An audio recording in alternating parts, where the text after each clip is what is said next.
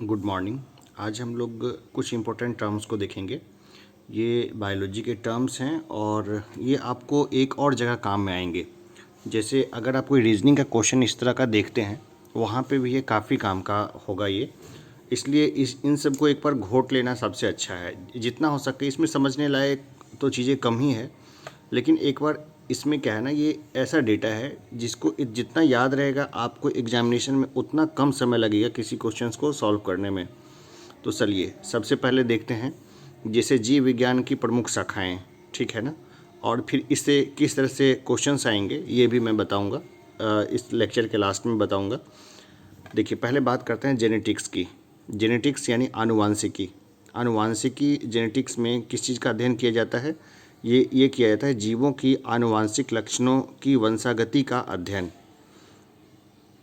ठीक है, जीवों की आनुवांशिकी लक्षणों की वंशागति का अध्ययन किया जाता है किसमें? जेनेटिक्स में। ठीक है ना। इसके बाद बात करते हैं सुजनिकी की, यानी यूजेनिक्स। ठीक है ना, यूजेनिक्स इसको इंग्लिश में बोलते हैं सुजनिकी। क्वेश्चन में हिंदी और इंग्लिश दोनों ही रहेगा, कंफ्यूज नहीं होना है, इसलिए मैंने दोनों ही यहाँ पे लिखा हुआ है।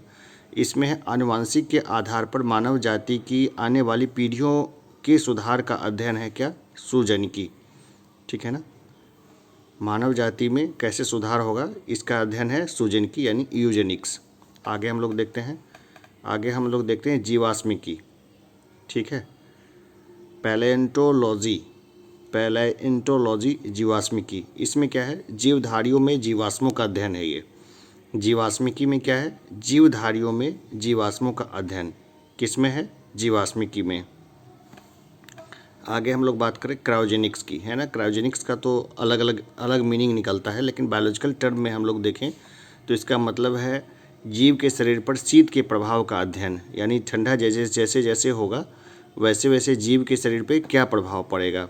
देखिए जो हॉट ब्लडेड होते हैं, वार्म ब्लडेड जो होते हैं जीव, वो क्या ज़्यादा ठंड बर्दाश्त नहीं कर पाते हैं, लेकिन कुछ ऐसे जानवर होते हैं जो अपने शरीर के ताप को नियंत्रित कर सकते हैं, जैसे सांप हो गया, मेढक हो गया। तो ये लोग क्या काफ़ी ठंडे में क्या हाइबरनेशन वगैरह में चले जाते हैं, शीत निद्रा में चले जाते हैं।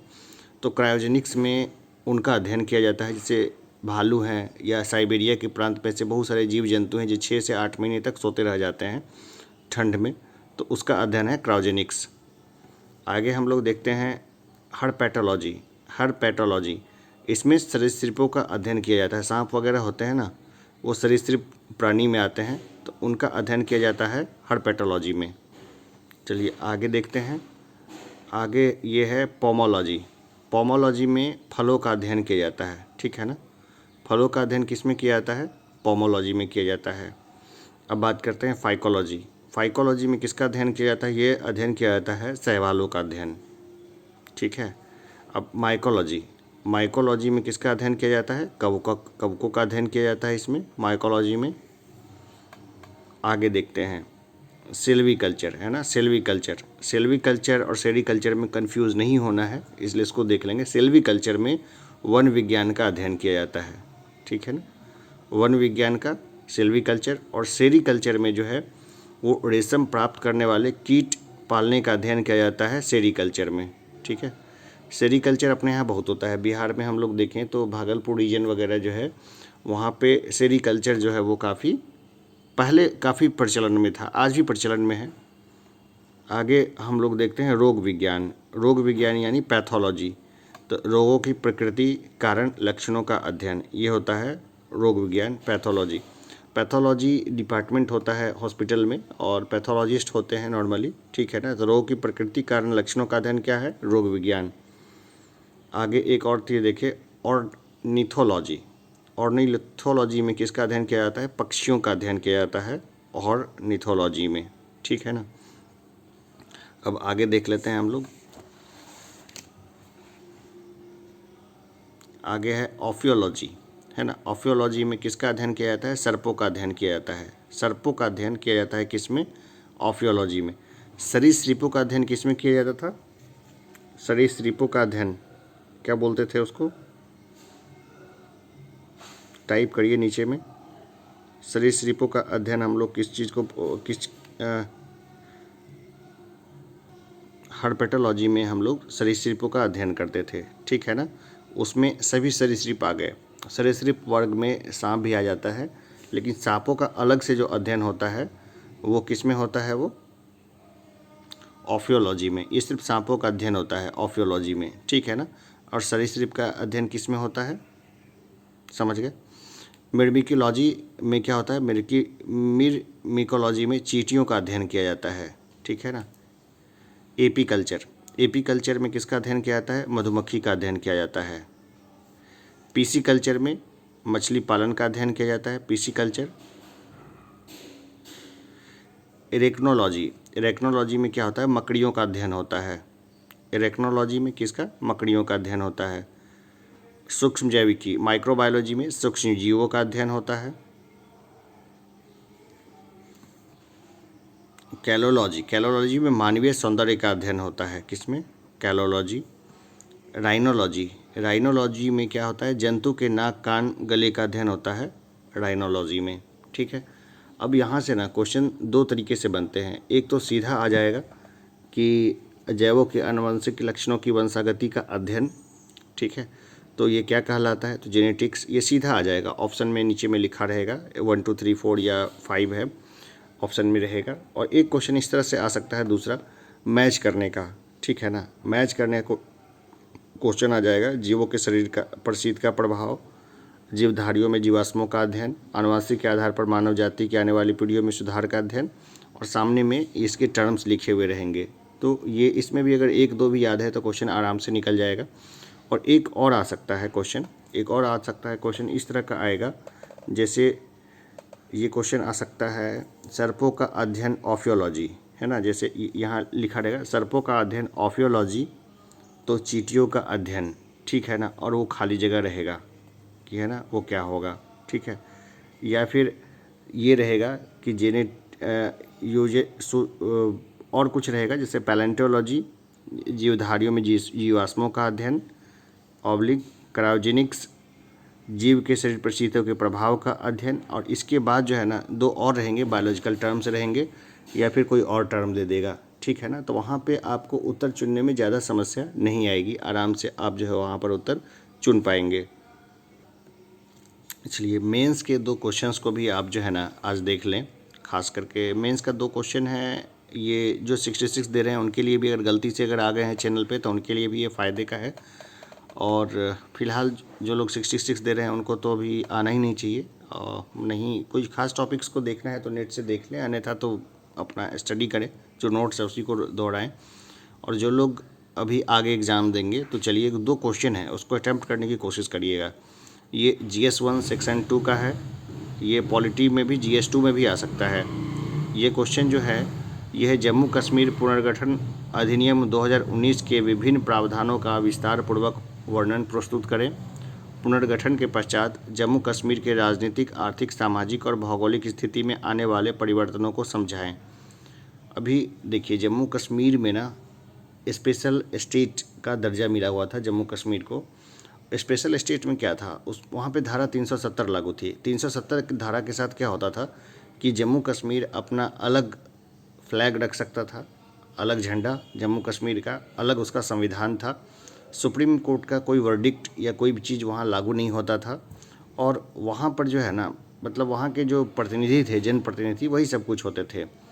और साथ में प्रोविज़न था कि जम्मू कश्मीर चाहे तो भारत के साथ टोटली इंटीग्रेट करने के लिए जम्मू कश्मीर के जो प्रतिनिधि हैं वो चाहे तो इनिशिएट कर सकते हैं। तो भारत सरकार ने क्या किया कि वहाँ राज्यपाल शासन था। राज्यपाल तो जानते ही हैं कि राज्यपाल एजेंट होते हैं केंद्र सरकार के, तो राज्यपाल को ही जम्मू कश्मीर का प्रतिनिधि मान के उसी के द्वारा जो है जम्मू कश्मीर को इंटीग्रेट करा दिया गया भारतीय संघ के साथ। तो वहाँ पे एक और धारा थी, वो 35A उस धारा के तहत कोई भी बाहर का, पूरे हिंदुस्तान का कोई भी व्यक्ति जम्मू कश्मीर में ज़मीन नहीं खरीद सकता था। लेकिन वो 370 35 से दोनों एबलिश हो गए, और जम्मू एंड कश्मीर जो राज्य था उसको दो केंद्र शासित प्रदेशों में बांट दिया गया। एक तो हो गया लद्दाख और दूसरा जम्मू कश्मीर का रीजन हो गया। तो ये सब अच्छे पॉइंट्स बनते हैं। तो भौगोलिक चेंज देखा आपने कि भाई क्या चेंज हो गया, तो राजनीतिक बदलाव हो गया। राजनीतिक बदलाव क्या हो गया कि वहाँ पर जो सीएम बैठते थे, अब वो सीएम का जो है सिस्टम वो ख़त्म कर दिया, केंद्र शासित प्रदेश हो गया। आर्थिक बदलाव क्या हो गया कि वहाँ पर जो केंद्र सरकार है, अब वो उसके लिए वहाँ बजट पास करेगी। वहाँ की विधानसभा तो रही नहीं, तो बजट उजट का क्या सिस्टम है वो ख़त्म हो गया। और बहुत ज़्यादा तो इसमें मुझे पॉइंट्स दिख नहीं रहे, लेकिन कुछ अच्छे पॉइंट्स बन सकते हैं जो ध्यान में आएंगे तो मैं बताऊंगा।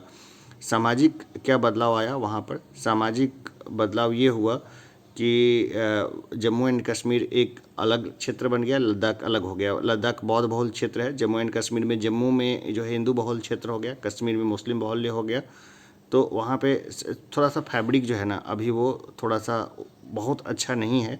और जम्मू कश्मीर थोड़ा सा जो है ना वहाँ पे जो साइड है वो थोड़ा सा डिप्रेस फील कर रहे हैं। भौगोलिक क्षेत्र में तो देख ही रहे हैं, उनको दो भागों में बांट दिया तो भूगोल तो बदल ही गया। और भी बहुत सारे पॉइंट्स बनते हैं, मैंने सिंपल पॉइंट्स बताए हैं, आप उसको अपने तरीके से देख लीजिएगा। एक और क्वेश्चन को देखते हैं। ये जनरल स्टडीज़ पेपर 1, 2 दोनों में काम आने वाले क्वेश्चन हैं। ये चलिए, ये देखिए करंट का है। वैक्सीन डिप्लोमेसी यानी टीका कूटनीति क्या है?